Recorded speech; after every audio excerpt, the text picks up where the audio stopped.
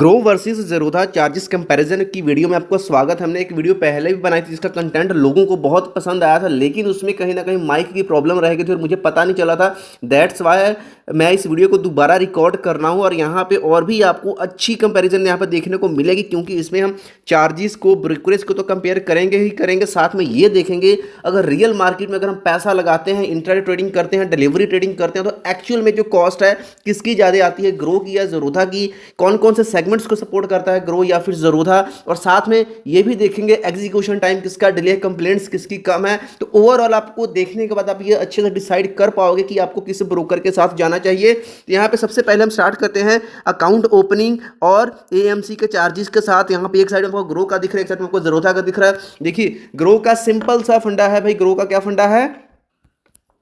Account opening grow की है भाई जीरो, ये सभी को पता है, और एएमसी भी है जीरो। और उसके बाद में अगर ज़ेरोधा की बात करते हैं, अकाउंट ओपनिंग है भाई 200 रुपये, अगर कॉमोडिटी के सेक्शन में करते हैं तो 300 रुपये, लेकिन हम 200 ही लेकर के चलेंगे। उसका रीज़न बताऊंगा आपको। एएमसी की बात करें तो आप ये मान के चलो अप्रॉक्सीमेट 300 आपको सेकंड ईयर से आपको पर ईयर पे करना पड़ता है, 300 रुपीज़। अब यहाँ पे देखिए, यहाँ पे तो नए लोग जो है यहीं पे कन्फ्यूज हो जाते हैं भाई। ग्रो में ना तो हमें अकाउंट ओपनिंग देना पड़ रहा है, ना ही एएमसी देना पड़ रहा है, तब तो आप बोलते हैं यार ग्रो अच्छा है ज़ेरोधा के कंपैरिजन में। तो यहाँ पे एक चीज़ बता करके चलता हूँ भाई, अगर आपको सिर्फ अकाउंट खोल करके रखना है ट्रेडिंग का, कभी ट्रेडिंग करनी ही नहीं है, कभी ट्रेड्स लेने ही नहीं है, तब तो आप आंख बंद करके ग्रो के साइड में चले जाओ, फिर तो आपको वीडियो आगे देखने का फ़ायदा ही कोई नहीं है। लेकिन अगर आप ट्रेडिंग करने वाले हो, ट्रेडिंग करना चाहते हो, सीखना चाहते हो, तो वीडियो पूरा देख करके जाना, क्योंकि हो सकता है वीडियो को देखते देखते एंड तक शायद आपका डिसीजन या आपकी सोच बदल जाए। अब यहाँ पे अकाउंट ओपनिंग हमने देख लिया, एएमसी देख लिया कि ज़ेरोधा ने हमसे अकाउंट ओपनिंग भी लिया और हर सेकंड ईयर से हमसे ज़ेरोधा एएमसी भी लेने वाला है। चलो एक ये पॉइंट हो गया। इसके बाद में एक इंपॉर्टेंट चीज़ आती है ब्रोकरेजेस की। ब्रोकरेज क्या है कि जो आपसे डिस्काउंट ब्रोकर अपनी सर्विस चार्ज करेगा, ब्रोकरेज चार्ज करेगा अपनी सर्विसेज को देने के लिए। सबसे पहले ग्रो की ही साइड में बात कर लेते हैं, लेकिन उसके पहले यहाँ पे सेगमेंट की बात करते हैं। देखिए ग्रो में क्या है, सिर्फ आपका ये यहाँ पे इक्विटी का सेगमेंट मिलता है, यानी कि नॉर्मली आप जो स्टेट बैंक, एचडीएफसी या सिंपल लैंग्वेज में बताओ तो ये जो कंपनीज के शेयर्स है वो यहाँ पे खरीद सकते हो और उन्हीं में आप ऑप्शंस ट्रेडिंग भी कर सकते हो, डेरिवेटिव्स भी कर सकते हो, फ्यूचर्स भी कर सकते हो। कॉमोडिटी की बात करें तो भाई कॉमोडिटी ग्रो में है ही नहीं। करेंसी की बात करें तो भाई है ही नहीं। वहीं पे अगर ज़ेरोधा की बात करते हैं तो आपको इक्विटी के साथ साथ करेंसी, कॉमोडिटी भी मिलता है। कॉमोडिटी के लिए 100 रुपये अलग से देने पड़ेंगे, अदरवाइज 200 में जो आपका है इक्विटी और करेंसी वाला सेगमेंट तो एक्टिवेट हो ही जाता है। तो ये अपने यहाँ पे तीनों सेगमेंट देखने को मिलते हैं, लेकिन ग्रो में सिर्फ एक ही सेगमेंट आपको देखने को मिलता है। और यही एक बड़ा रीज़न है कि मैंने ग्रो को यूज़ करना बहुत कम कर दिया था, लेकिन वो मेरा अपना पर्सनल पॉइंट ऑफ व्यू है। अब इसके बाद में आगे चलते हैं।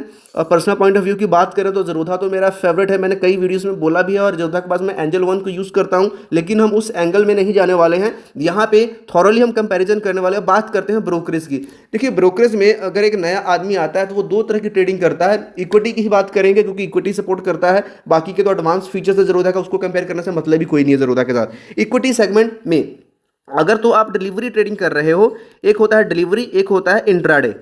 डिलीवरी में आज खरीदा, इसको मैं 10 साल रखूं, 2 साल रखूं, 10 दिन रखूं, जब तक मर्जी रख सकता हूं। इंट्राडे में क्या है, आज खरीद रहा हूं, मार्केट 9:15 पे खुलती है, 3:30 पे बंद हो जाती है, तो उस टाइम के बीच बीच में मुझे क्या होना, बेचना पड़ेगा। नहीं बेचूंगा तो मेरा ब्रोकर है वो उसको बेच देगा। ओके, तो डिलीवरी में क्या चार्जेस लेता है आपसे ये जो ग्रो है, तो ग्रो का जो इक्विटी का जो ब्रोकरेज है यहाँ पे देखिए 0.05% और ₹20, यानी कि 0.05 या ₹20 विच एवर इज लोअर है, और सेम आपका इंट्राडे के लिए भी है। दोनों पे ये आपसे लेने वाला है। अब यहाँ पे बात कर लेते हैं ज़ेरोधा के, तब अब यहाँ पे आपके जो उंगलियां दांतों तले आ जाएंगी। डिलीवरी ट्रेडिंग की बात कर लें भाई, ज़ेरोधा में तो भाई बिल्कुल फ्री है, कुछ भी नहीं ले रहा आपसे ज़ेरोधा। अब ये सोच करके चलिए, अगर एक साल में आपने 15, 20, 30 भी ट्रेड अगर कर लिए भाई, तो जो ब्रोकरेज बनेगी वो आपके एएमसी से, अकाउंट ओपनिंग से कई गुना ज़्यादा पड़ेगी। और अगर रेगुलर ट्रेडर बन गए भाई, फिर तो आप समझ ही नहीं पाओगे कि आपको क्या आपके साथ हो रहा है। उसके बाद इंट्राडे की बात कर लें ज़ेरोधा की, तो यहाँ पे इंट्राडे में क्या है 0.03 और ₹20, जो कि यहाँ पे 0.05 था, यहाँ पे सिर्फ 0.03% है। अगर आप डेली ट्रेड्स कर रहे हो, मतलब दिन के 3-3, 4-4 ट्रेड्स निकाल रहे हो, तो बाय के भी ऊपर भी इतना लगना है, सेल के ऊपर भी इतना लगना है, तो बड़ी अमाउंट है। तो नो डाउट इसमें भी बीसी लगेगा, ज़ेरोधा में भी आपका बीसी लगने वाला है। लेकिन अगर आप छोटी अमाउंट से ट्रेड कर रहे हो, तो यहाँ पे जो आपके सामने फिट बैठने वाला है भाई, वो ज़ेरोधा ही फिट बैठने वाला है। ग्रो में आपकी ब्रोकरेजेस काफ़ी बन जाएंगी। अब फ्यूचर ऑप्शंस की बात कर लेते हैं। चाहे आपने फ्यूचर्स में काम नहीं करना है, ऑप्शंस में काम नहीं करना, लेकिन आपको पता होना चाहिए। देखिए ग्रो का सिंपल सा फंडा है, जब डेरिवेटिव्स में आप जाते हो, फ्यूचर एंड ऑप्शंस की ट्रेडिंग करते हो, तो भाई 20 रुपये ने पर ऑर्डर फिक्स लेना ही लेना है। लेकिन अब ज़रोधा में क्या है, अगर तो आप फ्यूचर्स में काम करने जाते हो तो भाई फ्यूचर्स में क्या लेगा आपसे ज़रोधा, 0.03% यहाँ पे भी आपको ऑप्शन देता है, और ₹20 विच एवर इज लोअर। तो यहाँ पे फ्यूचर्स में भी ज़रोधा की जो ब्रोकरेज है आगे है, ऑप्शंस में इसका भी सेम है ग्रो के जैसा, ₹20 पर ऑर्डर फिक्स चार्ज है, 20 रुपये आपका यहाँ पे पर ऑर्डर लगने वाला है।